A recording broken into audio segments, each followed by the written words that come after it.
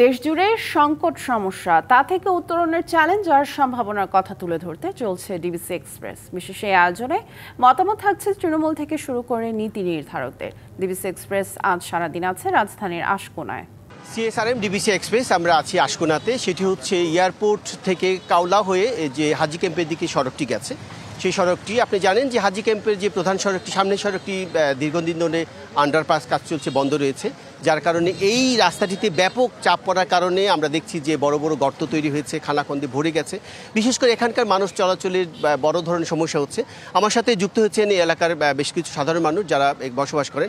তো আপনার কাছে জানতে চাইবো যে এই যে রাস্তা দীর্ঘদিন ধরে অবস্থা খারাপ হয়ে আছে, আপনারা কিভাবে চলাচল করছেন, কি ধরনের সমস্যা? খুব কষ্ট হতেছে আমাদের। অনেক দিন ধরে যেহেতু আমরা পানিতে ভুগতেছি, আমরা কিন্তু আশা করতেছে না। আপনি একটু বলবেন? যে অনেক কষ্ট হইতেছে, রাস্তা চলাচল ঠিকই করে না, কেউ কোনো কাজ করে না, এইভাবে ভাঙ্গা রাস্তা। শুনছি মাঝে মধ্যে দুর্ঘটনা ঘটছে, এই ব্যাপারে কিছু বলবেন? হ্যাঁ, এই তো প্রতিদিনই ঘটে। এই তো গতকালও ঘটছে, গত পরশু দিন পানির পাম্পের এখানে ঘটছে এবং কালকে ঘটছে। আপনার সিলিন্ডার সব গাড়ি উল্টে পড়ে গেছে। এবং এখানে তো মানুষ, আমরা তো প্লাস্টিক স্যান্ডউইচ। বৃষ্টি হলে কি অবস্থা হয়? বৃষ্টি হলে অবস্থা খুবই খারাপ হয়। 49 ওয়াট হাজি ক্যাম্প থেকে নিয়ে কাউলা পর্যন্ত যাইতে মানুষের খুবই কষ্ট হচ্ছে। আজকে অনেক দিন এই রাস্তাটার কাজ হচ্ছে না।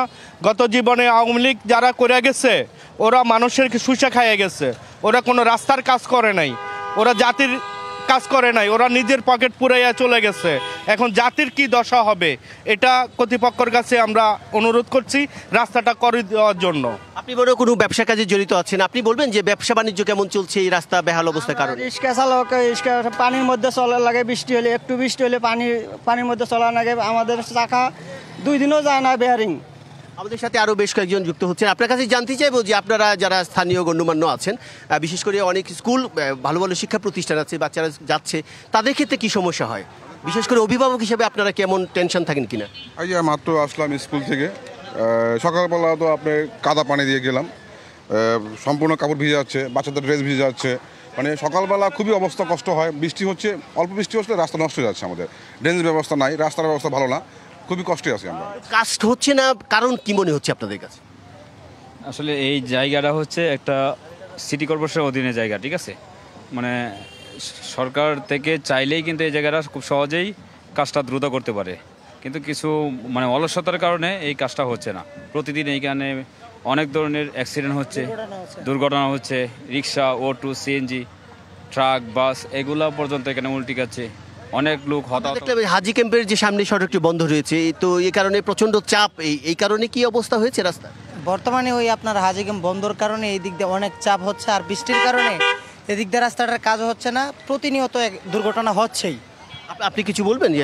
আধুনিক যুগে যে আদি যুগের কালচারাল, এটা আসলে সাধারণ মানুষের জন্য ভোগান্তি। আর এটা এমন একটা গুরুত্বপূর্ণ জায়গা, এয়ারপোর্ট থেকে সরাসরি কাউলা যাতায়াতের রাস্তা, এটা সর্ব অবস্থায় মানুষ যাতায়াত করে। এটা একবারে নোংরা পরিবেশ, তো পরিষ্কারও নাই, তারপরে ফেক কাদা লেগে তাকে। ধন্যবাদ আমাদের সাথে সংযুক্ত হওয়ার জন্য। শুনছিলেন যে এখানকার স্থানীয় যারা আছে তাদের কি ধরনের সমস্যা হচ্ছে। বিশেষ করে যেটি বলছিলাম যে হাজি ক্যাম্পের রাস্তাটি বন্ধ থাকার কারণে এখানকার চাপ বেশি পড়েছে। যে সিএসআরএম ডিবিসি এক্সপ্রেস আপাতত এই ছিল আমার কাছে সবশেষ খবর। আমরা পরবর্তী দুপুর 2টার যে সংবাদে সেখানে এখানকার হাজি ক্যাম্পে যে আশকোনা আরও পিছনে রাস্তা বেশ বেহাল অবস্থা আছে সেখানকার তুলে ধরার চেষ্টা করবো। ততক্ষণ আমাদের সাথেই থাকুন।